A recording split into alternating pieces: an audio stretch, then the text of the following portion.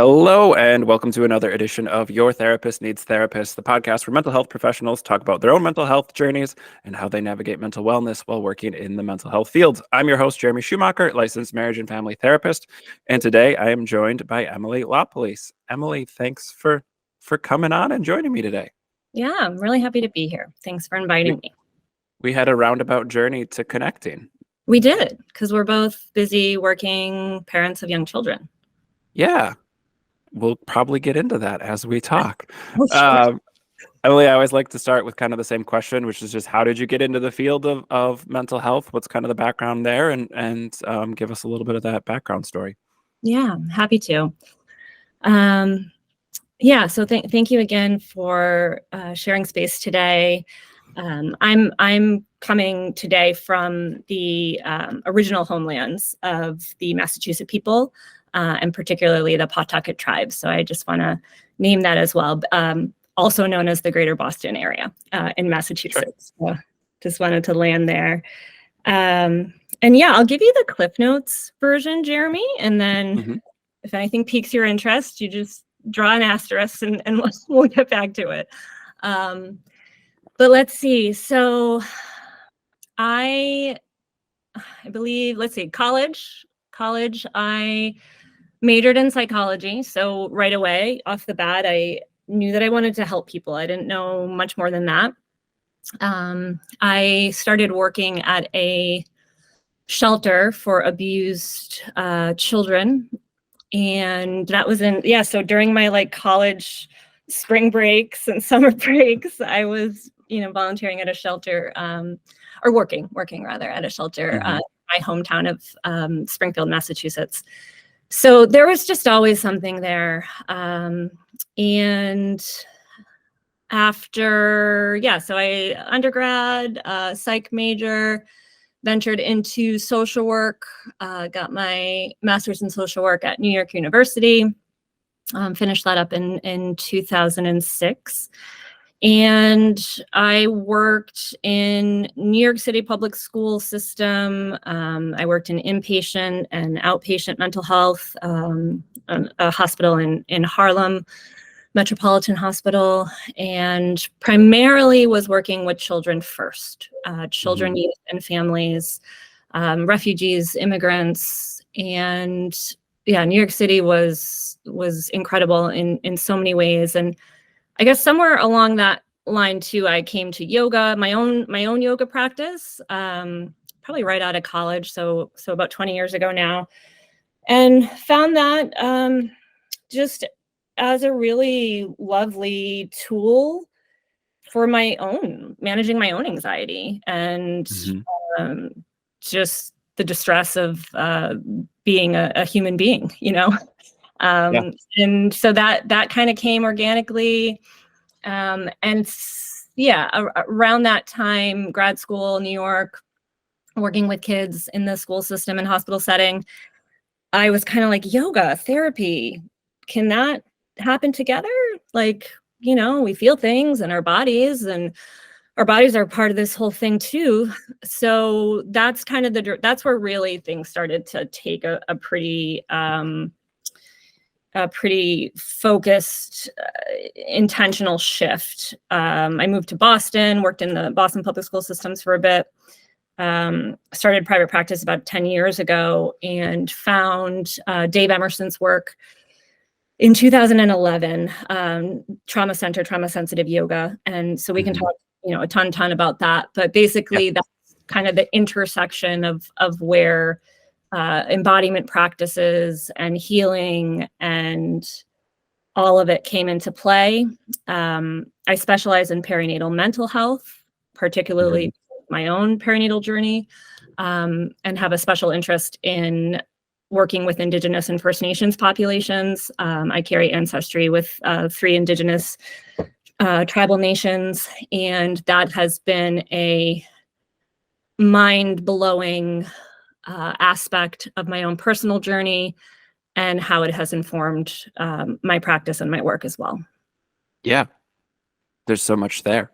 Yeah, I don't know if that was Cliff Notes version or not, but no, that was great. So I'm curious because as I interview a lot of therapists and kind of talk about their journeys, one of the things that comes up is often these kind of first jobs that we land, or we're Mm, interning in grad school or whatever, are populations that are heavily traumatized.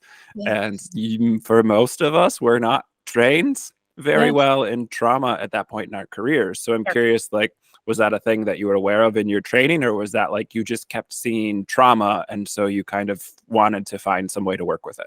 Yeah, incredible. Absolutely. And you think about too, clinicians or anyone in the mental health field, early on in their career, my goodness, there is so much exposure to really complex trauma, and again, not a ton of awareness. And these are also very high burnout jobs. So, Mhm. there's a quick turnaround there. And so you're, often maybe working with not as, I don't love the word, but seasoned, of a clinician necessarily, but my goodness, that's where the work is needed. So my undergrad, no, I did my whatever it was called back then, independent study, my senior year as a psych major in psychological and emotional trauma, Mhm. and didn't quite know a ton about it. I mean, where's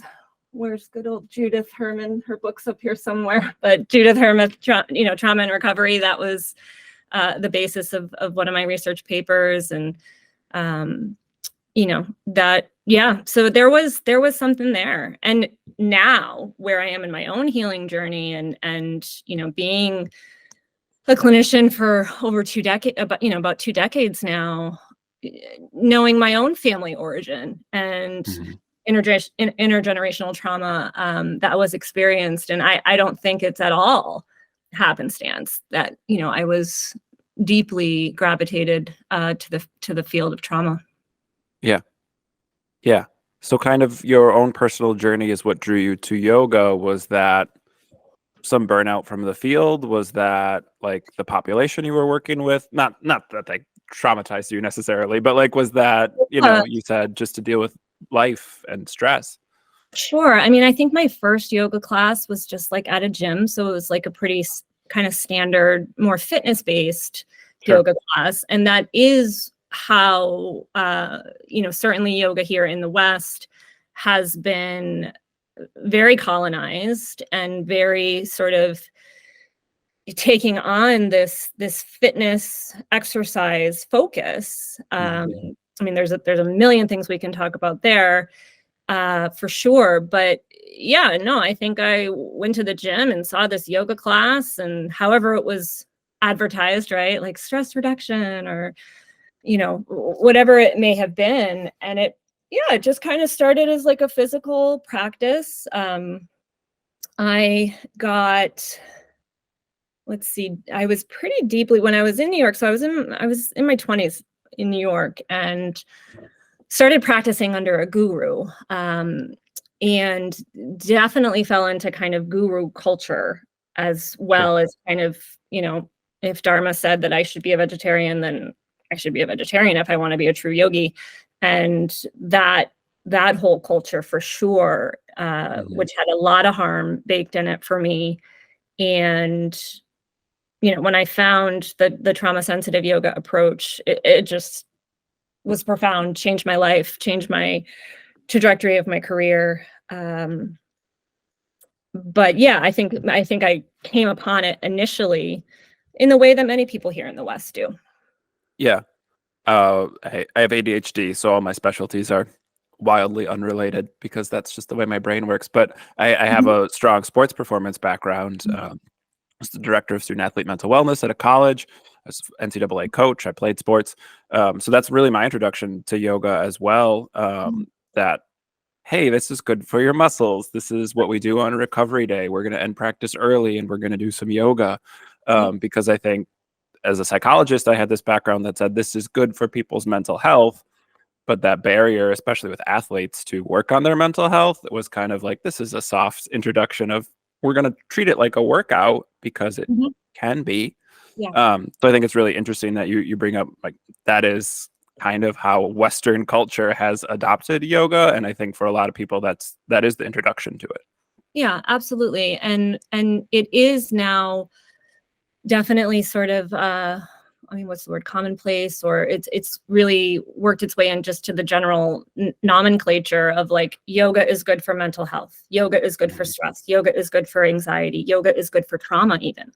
That is becoming a little bit more, talked about, and there's a buzzword around it. I mean, there's a big time buzzword around yoga and trauma. And what we have absolutely found, particularly in the model that I'm certified in and have been involved in, 2011. So whatever that math is, this approach is an evidence-based treatment for complex trauma, and based on 20 years of research and collaboration, like feedback from participants, like, why are you touching me? You're saying that I have the choice if I want to lift my arms or not, but why are you touching me? That's not okay. And and it's based in neuroscience and attachment theory and trauma theory, but it's really, an incredible model that even when you hear yoga is good for trauma, or this is a trauma sensitive class or a trauma informed class, there could be some, or should be some caution there, or some inquiry, like around if that's the case. And there's a lot more to say there as well. Yeah, I think it's one of those things where trauma informed is even a buzzword in our field, and so I think for a lot of people there's an awareness that trauma exists, and there's the Venn diagram between trauma and a lot of other diagnoses. There's a lot of overlap in those things, but I think it's different to have an entire framework, an entire structure that you're drawing from, rather than just being aware that it exists. Absolutely. And there's a difference between trauma informed and trauma sensitivity.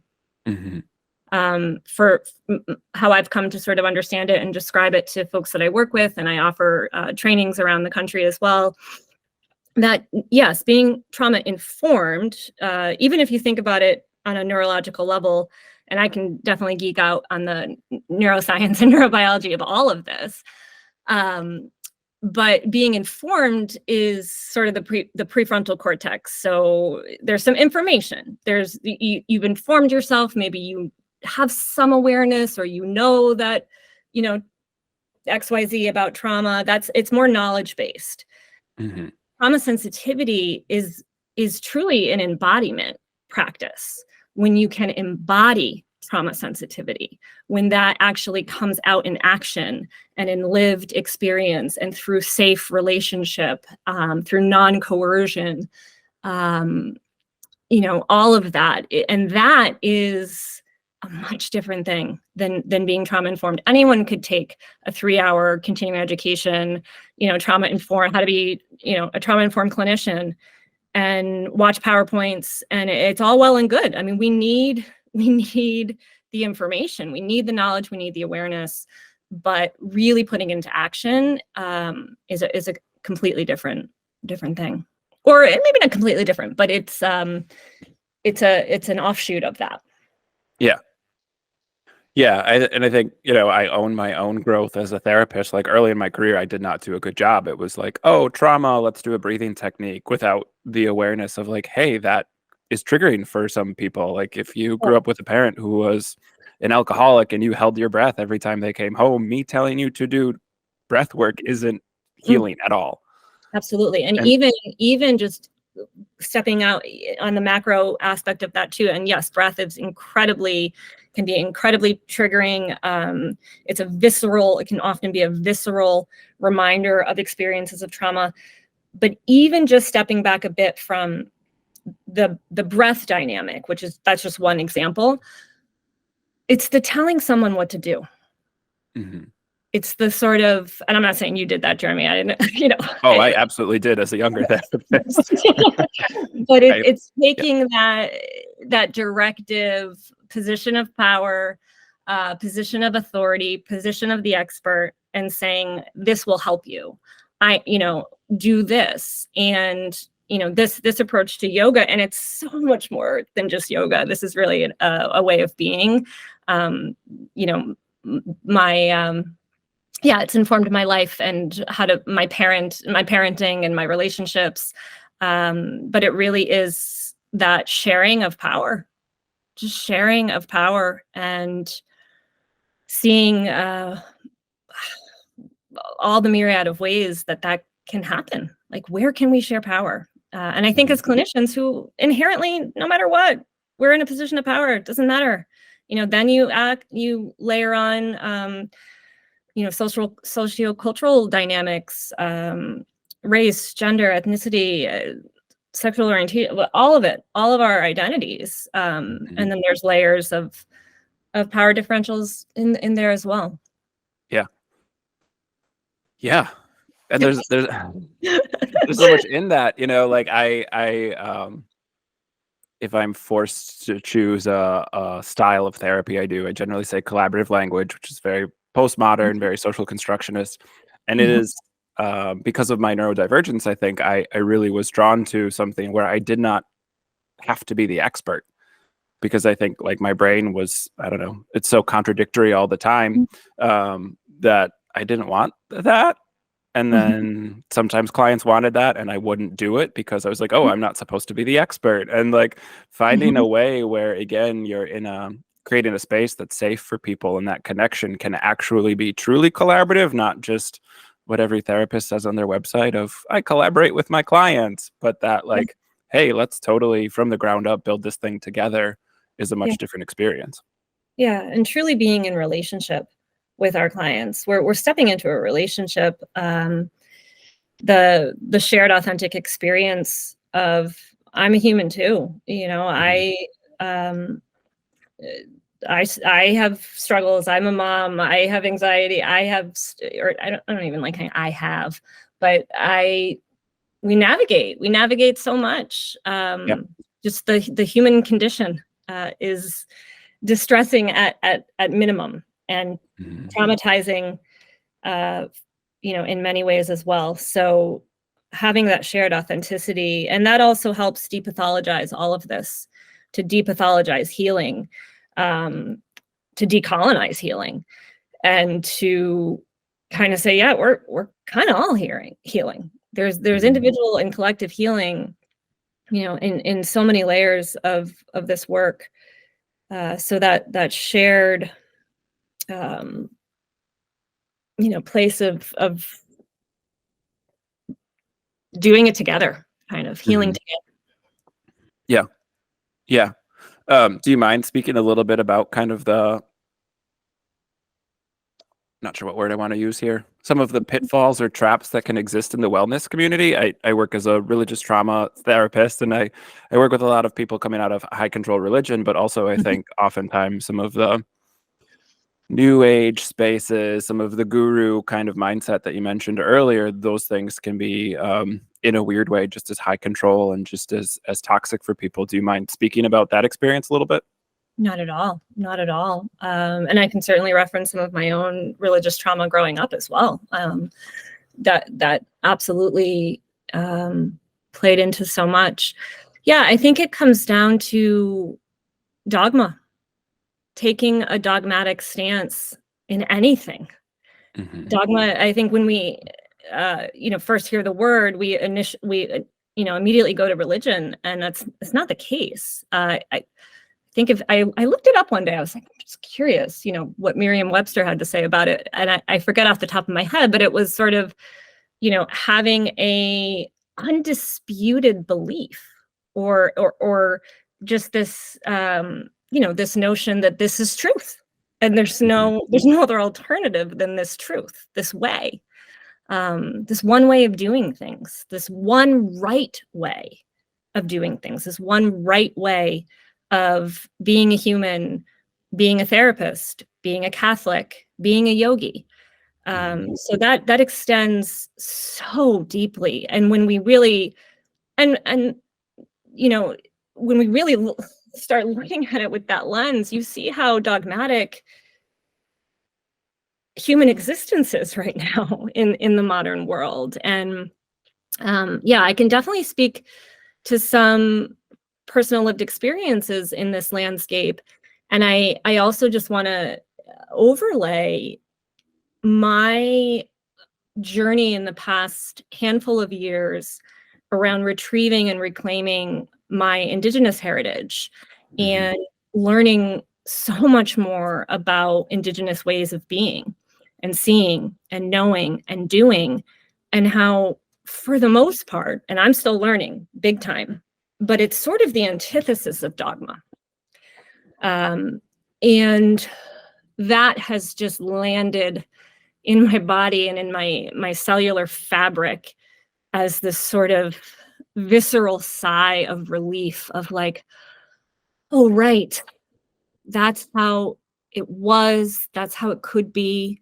And ways that I integrate that into my work, regardless of what your heritage is. If you have Indigenous heritage or, you know, any, whatever your heritage may be. But just kind of opening that door of inquiry to folks around, non-dogmatic ways of being.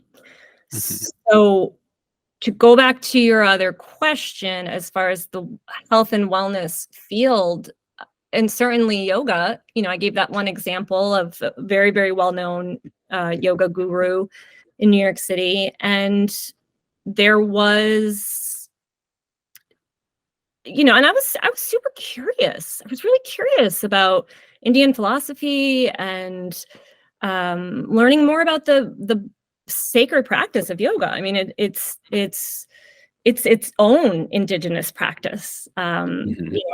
500, however many years old, and based in India and Southeast Asia, and again, what we see here is after 500. It's a byproduct of 500 years of colonization. But so I was curious, and I saw people standing on their heads, and I kind of wanted to do that. Like, that looks neat. Is is that like, wow, a body can do that? A human body can do that? I would love to do that. And I did. I have, I mastered the headstand. I can't do that now.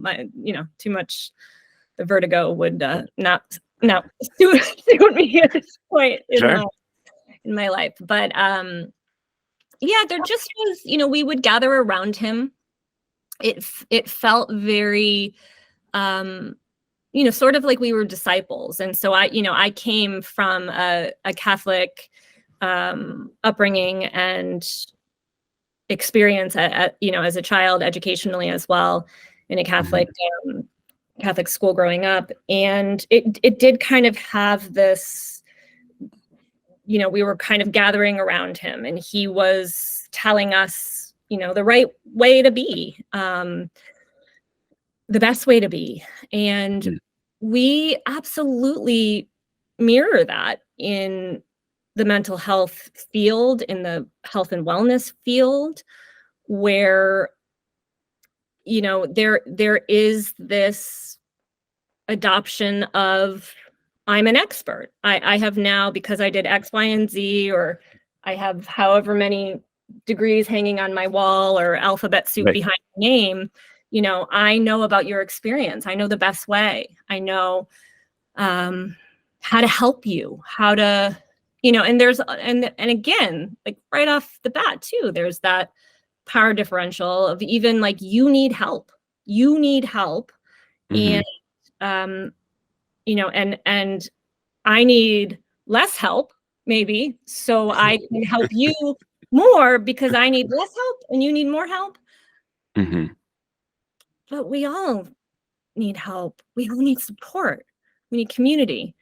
And so there's so many layers of just how consumerism and materialism and all of that has just factored into all of it. If you buy this, you'll feel better. If you, we want quick results, enter into the room pharma too, which has its place, but also causes significant harm. Just in the, the Western medical model is inherently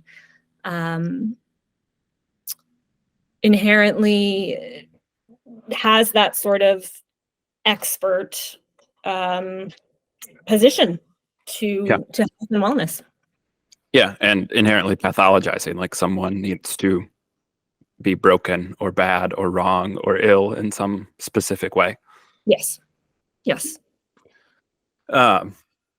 Absolutely. And then and it is based in its own cultures of supremacist ways of, patriarchy, just the medical model itself, in medicalizing conditions, pathologizing again conditions. What's the diagnosis? The DSM.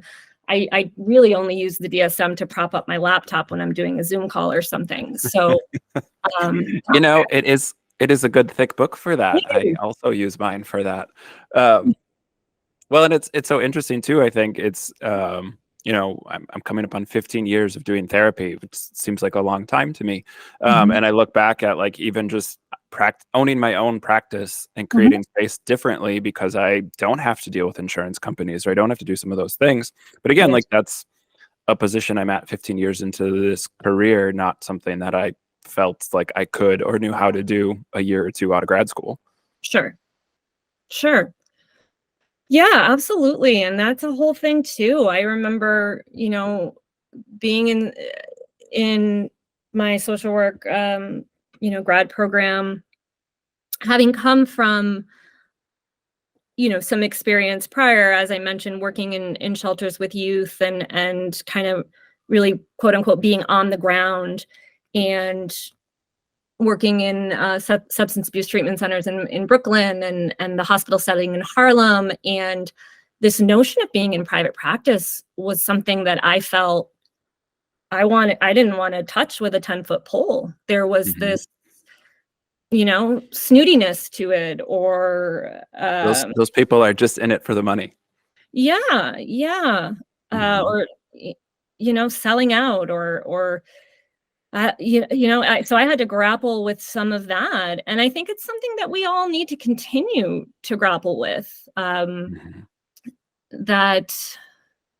the more, and it's just, we're just navigating the systems that we're operating in. And insurance is, I can't even, the amount of stress and,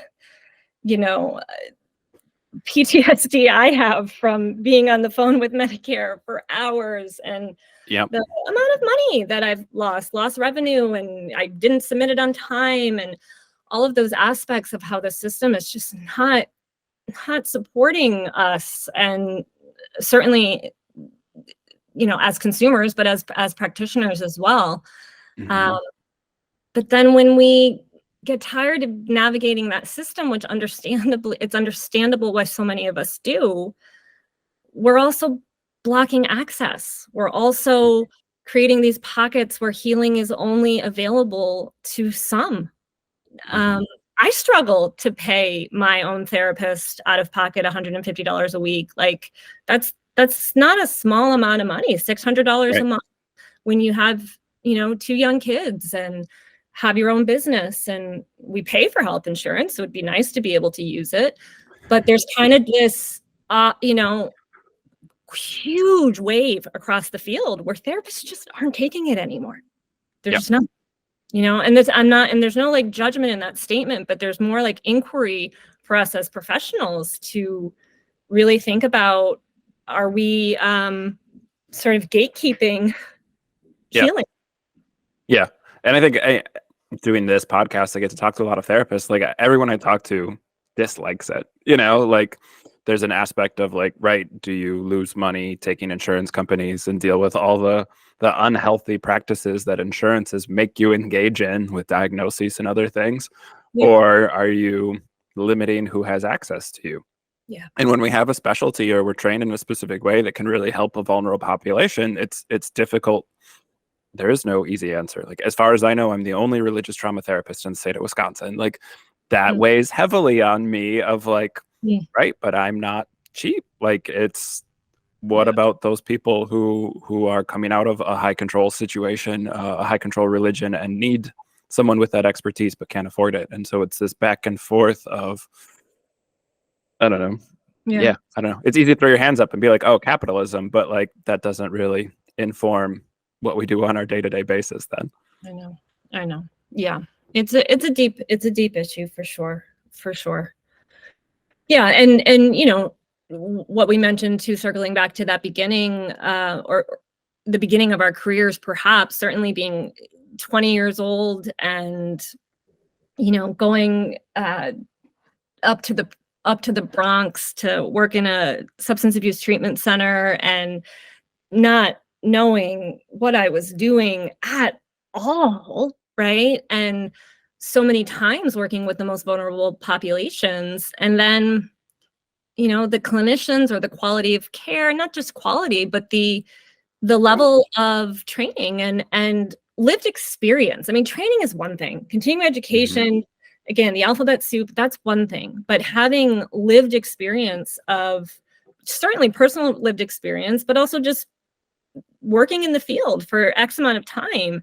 And so that, those populations are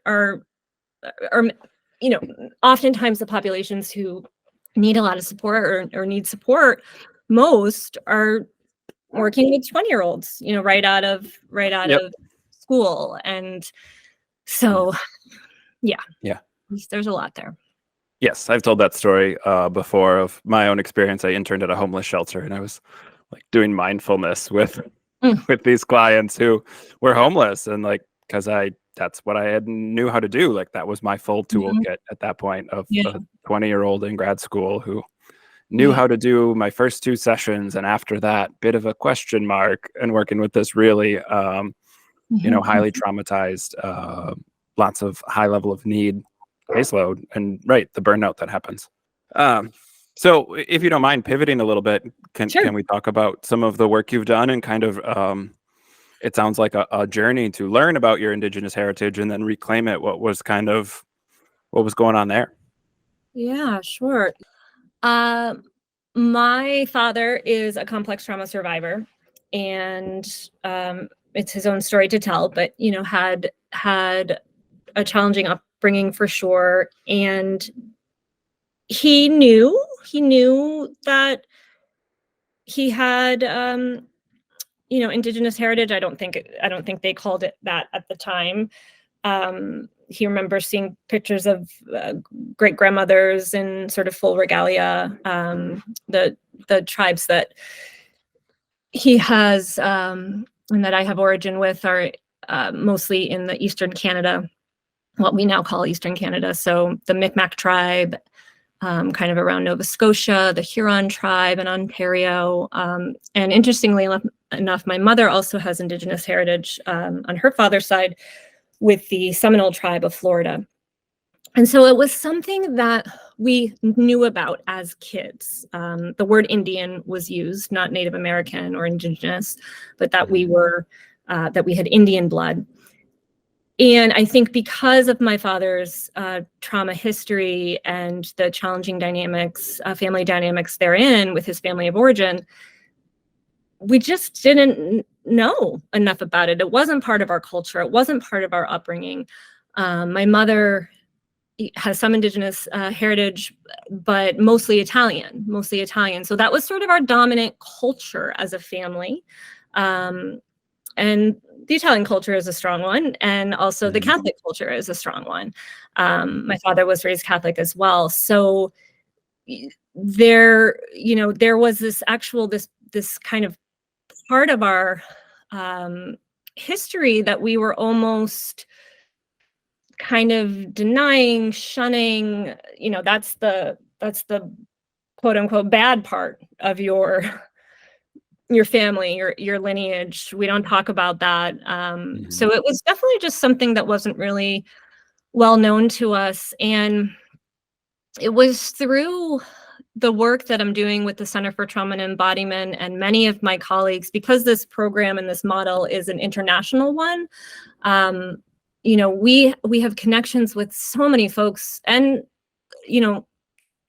thanking the pandemic, for better or worse, we've been able to be connected to folks outside our own small orbits in ways that we never have been able to before. So with a colleague of mine, Leela Johnson, she's in the Vancouver area and has worked with First Nations communities in Canada, has an incredible working relationship with a Canadian artist, Roy Henry Vickers, who kind of became an elder that I learned from through our collaboration. We have some different projects going on with bringing trauma-sensitive yoga to Indigenous populations, and how do you do so, appropriately and in a collaborative way, and that is culturally centered and accessible, and all those aspects. So there's some exciting collaborations and some beautiful work that's happening, and it was a door. It was a door, and in talking with Roy and some other Indigenous colleagues and folks that we came across, just crossed my path, there was this permission slip sort of extended to me that I was so uncomfortable. I didn't even know how to talk about my heritage, or if I even had the right to. Like, I'm a white person. I don't identify as Native or Indigenous. I'm not, I have no intention to claim status or anything of the sort. But I just didn't think I was Indigenous enough to and everything around blood quantum, and that's a colonized concept in and of itself. But it was through my Indigenous brothers and sisters who said, you can, this is a part of you, it's yours, and really kind of invited me into just that way, an entirely different way of seeing things and being. So for me too, I consider myself a recovering Catholic, and as a mom, my kids are 8 and 4.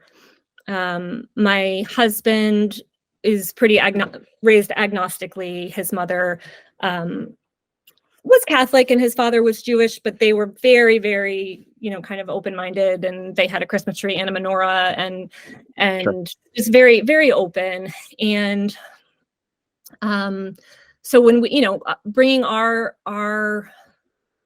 lived experiences together, my husband and I definitely found myself fumbling a bit in the beginning, like, well, what do we offer our kids? We don't want to do the Catholic thing.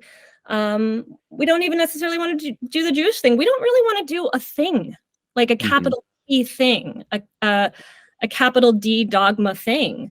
Right. And once I was gifted this Indigenous lens, it really was this sigh of relief of so much of what we were already doing, just organically doing, showing respect and reciprocity with the land and with the earth, and with spirit in that larger sense. And so that really just gave our parenting a different kind of framework to land upon, which is really useful, with young children. And my own parents, they themselves have strayed from the Catholic faith, or have a much, much more, kind of open-minded stance on so much of it, and still honor their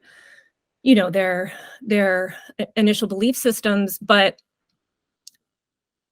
they only knew what they knew from their parents, and wanted to provide us some structure. And there was something beautiful about going to mass every Sunday. That was just expected. And it was like, it's what we did as a family. And so there's no blame or shame or anyone doing anything wrong. We're all doing the best that we can, as clinicians, as parents, as human beings. But I have just found over and over again that this sort of kind of more innate, organic, Indigenous way of being just lines up and intersects with so much my work as a clinician, a mother, all of it. It's definitely changed my life. Yeah, that's so fascinating. All the deconstruction and then reconstruction work I do with clients who leave high control religion. Like, we talk about the importance of ritual and things that provide meaning for our life. Like, religion doesn't create that. Like, religion is a response to those human needs we have in those areas, and religion for a lot of people is kind of an unsatisfactory or a disingenuous response to those things. But that doesn't mean that our brain isn't wired for meaning making, isn't wired for things like tradition and passing those things on. Like, that's a very human experience. That's not, religion doesn't corner the market on those things. And it's such a beautiful part of our human experience and existence, ceremony and ritual and gathering in community. There is a Indigenous health researcher and educator and yoga teacher in the Vancouver area, I believe, Jessica Barudin. And I actually just attended one of her webinar that she was offering earlier in the week or last week. And she described yoga. So she's a yoga instructor and really takes that Indigenous lens. And she described yoga as a container for ceremony. A container for ceremony. And I just love that. Can the body be a container for ceremony? Certainly being raised Catholic, there was this sense that like prayer needed to happen in the church. You needed to genuflect on your way in front of the tabernacle because you were in front of the body of Christ. And there were so many things that, this is where you pray. This is where you ask for forgiveness. This is where a 7-year-old second grader has to go into a scary, dark booth with an older man and tell him all the bad things that they've done. To do your first holy reconciliation as a second grader, and list all your sins. Like, I'm sorry, that's pretty effing traumatizing. If I'm just that setup, that yeah, dynamic. I mean, the power dynamic is so yucky there, like the imbalance. Yeah, So I'm having such a visceral response, and I work with this stuff all the time. It's so yucky. It's so yucky, and it's so shame-based. And if we link that back to the clinical field, and all of us, if you're in private practice or accepting Medicare, please, any clinicians that are listening, there is no judgment. We are all navigating the systems that we are operating in. And hopefully we're all called to this work for a reason. So whether you're private pay or not, or whichever populations you're working with, can we be aware or just a little more sensitive to experiences of shame? Guilt and shame are at the core, at least of my own personal experience, of religious trauma, and so much work that I am only just recently, in many ways, kind of healing and unpacking and integrating myself. And when we take a framework of pathology, or I got this training and I know this, or I'm trained in trauma sensitive yoga or trauma informed practices, or I have this certification and I'm a CBT, blah, blah, blah, blah, blah, cognitive based PST, blah, blah, blah, therapist, there is, a lot of that framework centers pathology. There's something wrong. I can help you fix it. And when we feel like something's wrong with ourselves, there's shame. How can there not be? There's shame. Yeah. So I don't know what you initially asked me, but well, and I think the other piece of your work that you focus on is the perinatal health, and it's fascinating. I think this overlap in the reconstruction and kind of how parenting made you view things differently. That was very much my experience, where I deconstructed and was kind of like a happy, contented atheist, and then I was like, wait, but what do I do with our kids? Like, we don't want to do the Christian holidays, but like, what? We should do something. And so Sure. it was kind of like that was the impetus to rebuild some things of like, right, I Yeah. don't want to teach Noah's Ark, but like stories are still important. So like, what are we doing instead? Yeah. Um, so yeah, Definitely. I think that just ties in with what else we've been talking about, like parenting and kind of how you're in these dual roles of your experience as a parent while you're parenting, and also probably doing your own work and healing and reconceptualizing of like, oh, this isn't what I got when I was a kid. Yeah. Totally. Totally. Totally. Um, absolutely. So I think for me, the with the birth of my first son, I, did all the quote unquote right things.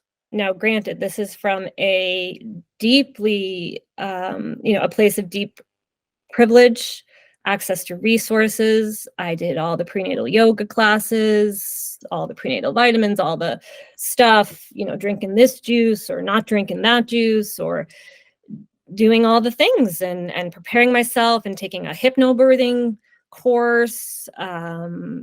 And I had significant postpartum depression and anxiety with my firstborn, like really, really challenging, and had such denial about it. I had a doula too. I had a doula in Massachusetts. I think it was just last week, possibly. We passed a bill that folks who have Medicaid, our public insurance here, have access to doula services, Nice. part of their healthcare. Like, that's huge. That's huge. So I had the doula. I had all the things. And even my doula, who's like, I think this is a little bit more than the baby blues. I was like, nope, I'm a trauma therapist. I am aware of these things.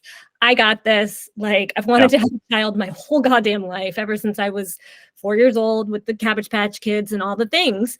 So what are you talking about? I have postpartum depression. I don't want to hurt my child.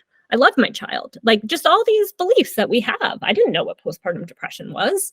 Until I experienced it, and the huge amount of intersections of trauma therein. So I think, in the best of circumstances, with access to resources and support and all of that, becoming a parent, and I would say a mother in particular, or if you're birthing, a birthing person, there is, just by default, such a cycle of creation, destruction, transformation, and maybe renewal or rebirth. Like, just in the gestation period, and of creating a life within your own body, like the amount of physical change that we undergo. There is no other experience like it as a birthing woman, birthing person, where your body, your chemicals, your ligaments, your hormones, your everything changes, completely changes. And so there is this almost naturally baked in possibility for kind of this destruction element, or breaking down, or transformation, and then what can come after that. And certainly supports and healing, and it just depends on what your access to any of that is. But there is a vast potential to kind of rebuild from a place of empowerment, from a place of agency, from a place of choice, from a place of intention, where you're already going through a transformation. You're already in it, whether you like it or not. Like, you are in the midst of a transformation. So I think that, again, I'm forgetting your initial question, but just that experience as a woman, and as a mother, as a parent, kind of broke me down. I mean, in the literal sense of the word, broke me down. And then I had to decide how I wanted to rebuild. Yeah, and talking about shame, how much shame is in parenting, but specifically motherhood, of, oh, you're not breastfeeding, you're using formula, or oh, you had to see, like, some of the silliest things of, like, again, that dogmatic, that black and white fundamentalist thinking of like, there is a right and a wrong way to do this. Yes, and the Western medical model and where that plays into all of it as well, in how we support birthing people. And if someone has experiences, or has a trauma history, and again, we all navigate that spectrum in our own ways as far as where we fall on the spectrum of lived experiences of trauma or oppression. What is just baked into our own personal histories. So we're all on that spectrum. Then you step into this period of your life as a birthing person, and there's all this like fodder along the way. Is that the word? Like, where in the prenatal, well, even before you have a child, right? You might again have your own experiences of trauma. Then in the prenatal period, there's all this like fodder for potential for more harm or for more trauma paradigms of I remember going to this was a preconception meeting with a midwife. So we're over here in a very blue state in Massachusetts, in Cambridge. And, I went with the midwives and was looking for more of a holistic journey and birth journey. And I wasn't even pregnant yet. And I guess it was in my chart that I had experienced sexual assault in my 20s. And she looked at my chart. We were just talking about like, okay, so when should I get off birth control? I kind of want to have a child. Like, is there anything I can do to support my system? Or, and she looked at some point and said, I see that you're a victim of sexual assault. And I just want to let you know, you might have flashbacks during your labor. And there are so many things wrong with that. I venture to say that she probably took, an hour long, 30-minute long trauma sensitivity, trauma awareness, something, trauma informed something that sure, victims of assault and a myriad of other things might have flashbacks, might have difficulty, but you're assuming the expert role right away. And you're telling me what's going to, you're defining my experience before it has even happened. I just want to let you know that this might happen is what she said. And so, luckily I had my own inner resources to advocate and say, well, I don't want to work with this midwife. I don't want her to be part of my, my birth. I started working with another midwife who was incredible. She offered a corrective emotional experience for me where I told her I'm a trauma therapist. And yes, I've experienced trauma and I don't even really know if that needs to be in my chart. Can we change that? Or can I reword it in a way? And she like scooted me up right next to the computer. And she said, you tell me, you write these notes enough. What do you want it to say?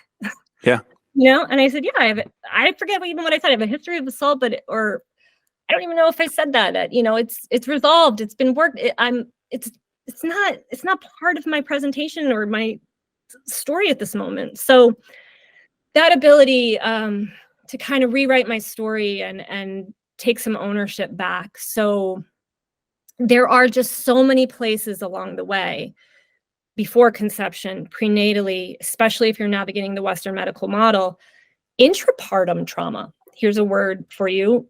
Prenatal trauma, postpartum or postnatal trauma. Intrapartum trauma is trauma that can happen during the birthing experience. So obstetric violence is staggering.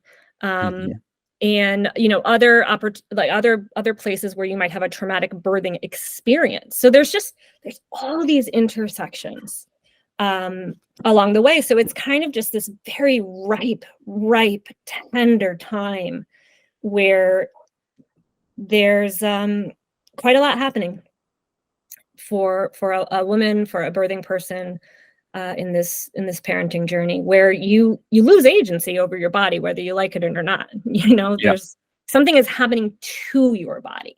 And I think the Western medical model in general is kind of that, like, happening to you. I'm going to deliver your baby. I'm going to use forceps to remove your baby, this thing that's happening to you, versus this thing that you are going through. You have agency. And I think that's the stance that we can take on healing in general.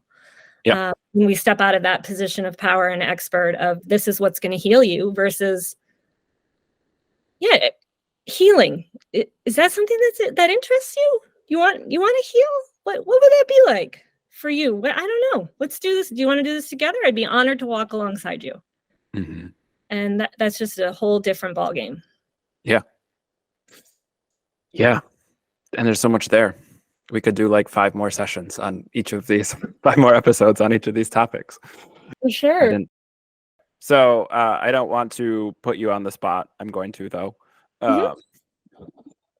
For therapists, because a lot of the listeners to this podcast are therapists, but even the non-therapist folks who tune in, like learning about some of these things that you're working with in your profession and your lived experience, indigenous cultures, intergenerational trauma, like what are some of the things you share with people who want to learn more or want to seek their own support or maybe want to be an ally? Like not that you need to explain it to everyone, but like where are some of the places you direct people?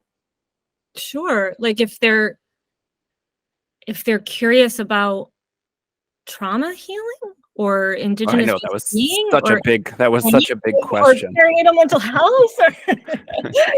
I guess because I've had a lot of trauma therapists on, I guess I was thinking more of the indigenous part of it for people who are maybe like, oh, you did a land acknowledgement. Like what?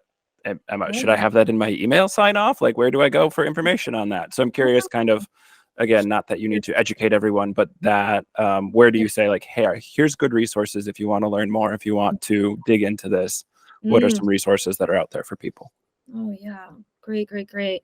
Well, I don't have my resource list available, but no, this is an excellent question. And this is how we support each other as a community. We are a community of clinicians, or the community of folks who listen to Jeremy Schumacher's podcast or whatever. Like we are, there are pockets of community everywhere that we look. We have been so conditioned in our sort of individualistic, productivity-driven, success-driven culture to kind of operate in silos, not just clinically, but as people. We're just kind of walking around these little silos like, well, this is my shit and I just got to deal with it or have shame around it. I didn't do something well enough, or I'm too little of this or too much of that, and I'm just going to have to suffer in silence. And one of the core tenets of any trauma work, and this is from Judith Herman, that recovery can only take place in relationship. It can't take place in isolation. Like you can't take a CBT worksheet, and sure, it might be useful at different times in your life to kind of think about your ways of thinking and your cognitions, but you can't take a CBT worksheet, go in the corner and heal. You can't do that. Healing has to happen in relationship, in community. And that's how we used to be. No matter what your cultural or ancestral heritage may be. I have indigenous heritage, I have Italian heritage, I have German heritage. You go back as far as you'd like to go back. For the most part, there was, certainly in indigenous and First Nations communities, but in so many others, there was a commune, there was a tribe, there was we're doing this together. So I love your question in sort of like, how can we support each other as clinicians and for folks who've, again, hopefully are doing this for a reason. So I can absolutely, my dinosaur of a website, it is such a dinosaur, Jeremy. Oh my gosh, I feel so old lately. Where I'm just like, I just recently changed my photo because I couldn't even look at it anymore, but I was like, who is that person? So it's in process. It's being revamped, but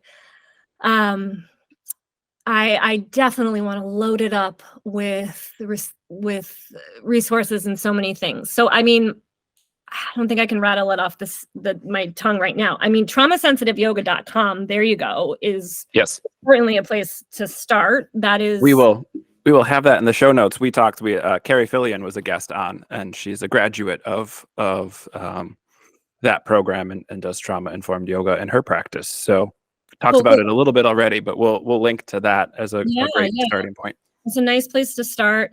You know, please drop my website in there. I'll keep working on it and making it more user friendly. And there are fine. You call it a dinosaur. Oh man, I don't even know if the WordPress thing exists anymore. I have like the old template. I worked in higher ed for so many years. There's nothing worse than a college website. So, you're ahead of the game. Okay. But there is an incredible Indigenous woman researcher, educator, mom, fantastic human being that I worked and studied with. She doesn't know me. I don't know her personally, but I don't have her stuff right here, and I'm actually embarrassingly forgetting her name, but she has such wonderful online resources for folks who are like, okay, this land acknowledgement thing, what is it? Where do I start? And the fact of the matter is too, it's kind of become this thing that is expected and is the right thing to do. But could we even be non-dogmatic about a land acknowledgement? Because a lot of times folks just rattle it off. I'm speaking to you today from the original homelands of the Massachusetts people and the Pawtucket tribe.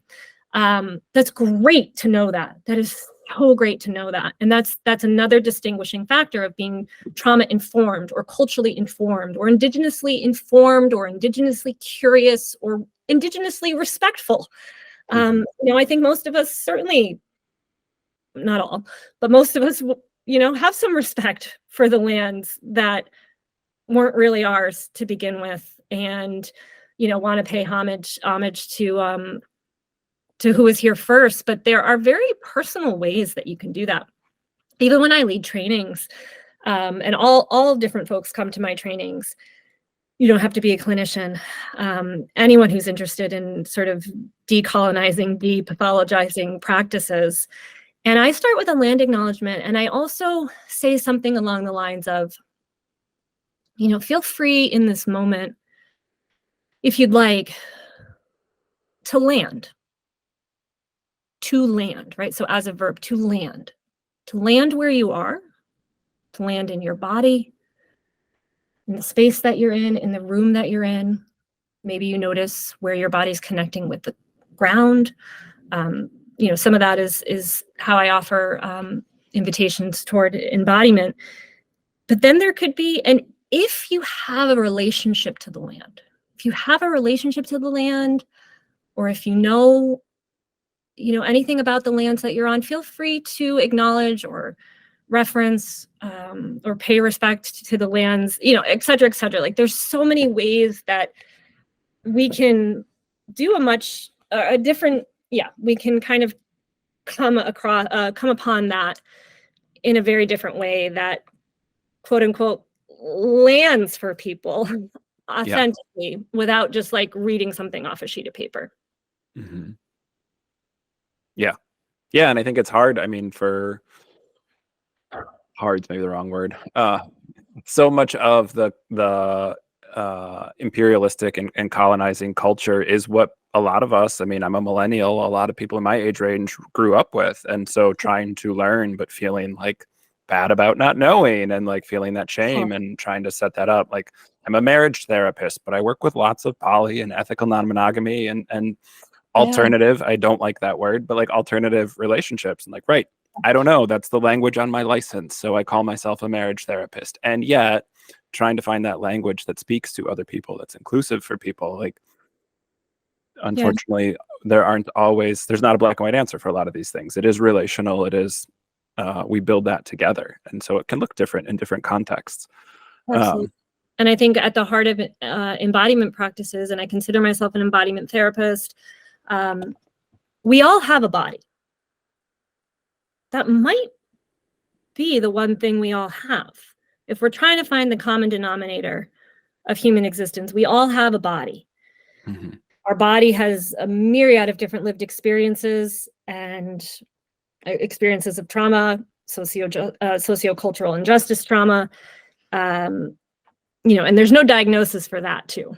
We can throw that out there. There's no V code that insurance will accept for that. Yeah, for sociocultural injustice trauma, and that's part of complex trauma. We still don't even have a diagnosis for complex trauma technically, so which is different from PTSD. But we all have a body, and so for me in my work, certainly with trauma sensitive yoga, and as an embodiment therapist, that's something that we all share no matter what. So can we land in the body, or can we invite the body into the healing process? And there is this sort of kind of coming back, uncovering, getting access to our bodies, to self, to spirit, self with a capital S, spirit with capital or not capital. I mean, whatever, I call it my self soil that is untouched, unharmed, uncolonized. We all have that, but it's been so blocked and barricaded, and concrete has been poured over it. I mean, if we really think about what's happened to our lands, our homelands, this earth that used to be full of grass and sweet grass and moss and rich loam and just earth, and literally and metaphorically, we've poured a lot of concrete over it. And so how can we get back to self soil? How could we get back to our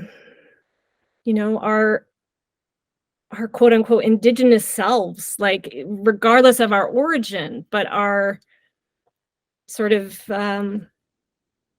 our inner origin.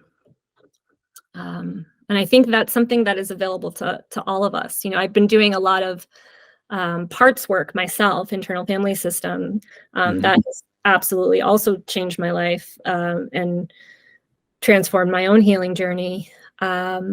But that self energy is how it's sort of referred to in the IFS framework. We all have our self, like I call it, and I say this to my clients too, like my Emily, like, or you say like your Susan, your Linda, that self, and there's so many other parts of us and parts of our history, the narratives, the dogma that we've been sort of indoctrinated toward, and we just often don't have access to that self, or other parts are stepping in or kind of pulling us away, or so it's kind of about that breaking down, maybe even inviting or being curious about a sort of creation, destruction, transformation, rebirth cycle.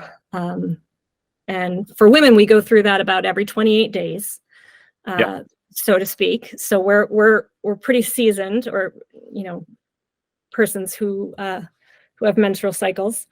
So we know a little bit about that, and be interesting if we all could be open to that or curious about that, perhaps. Yeah. And moving away from the dogma of right or wrong, or everything needs to be good and positive, and acknowledgement of these different seasons and these different transitions, and there's different aspects to them. I co-wrote an article with a dear colleague of mine, Anna Karaz, who's also certified in the TCTSY model. What did we call it? Trauma and Health, the Human Condition.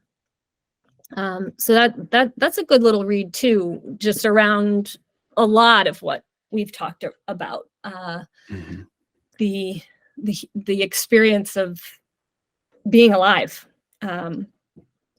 and what that entails, and can we continue to depathologize that and come together in community and work toward individual and collective healing.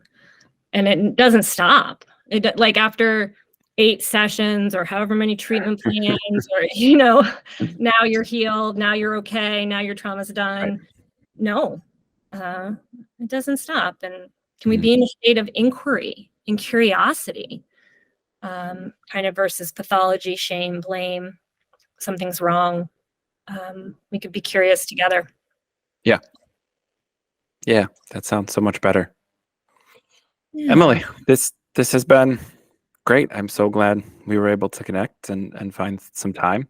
We'll have your website, and your articles are out there on that dinosaur of a website. You've got your resources and your links. So we'll link to all that stuff in the show notes.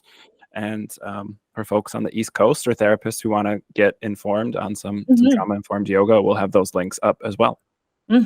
Definitely. And I'm so open and receptive to feedback and collaboration and doing this whole thing together. I think there can also be this very sort of competitive vibe going on too, of how we promote ourselves. And yes, I did kind of, whatever that word is, knock myself and knock my dinosaur website, blah, blah, blah. But like, there is this sort of like, well, I'm doing this special niche, and like, I'm doing this special niche, and I don't want like, and could we be curious about, or just kind of consider, like, what if we're all doing this thing together? And some folks might have some ideas, or, hey, that really sparked my interest, and I'm doing this and you're doing that. And what do you think about, doing something together?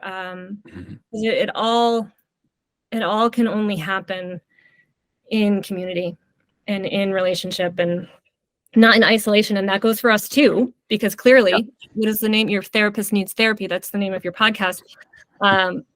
We all need support. So let's help each other out. Yeah, mental wellness is work for everyone, even the professionals. Yeah. So thanks so much for coming on. This was great. Absolutely. I'm happy to know you and meet you, and really love the backdrop. Again, the listeners can't see it, but we got Star Wars, Lord of the Rings, Pink Floyd. Pink Floyd is a nice little vibe. Yeah, my foosball table sitting next to me for that added stress relief. And to all our wonderful listeners, thanks again for tuning in. We'll be back next week with another new episode. Take care, everyone.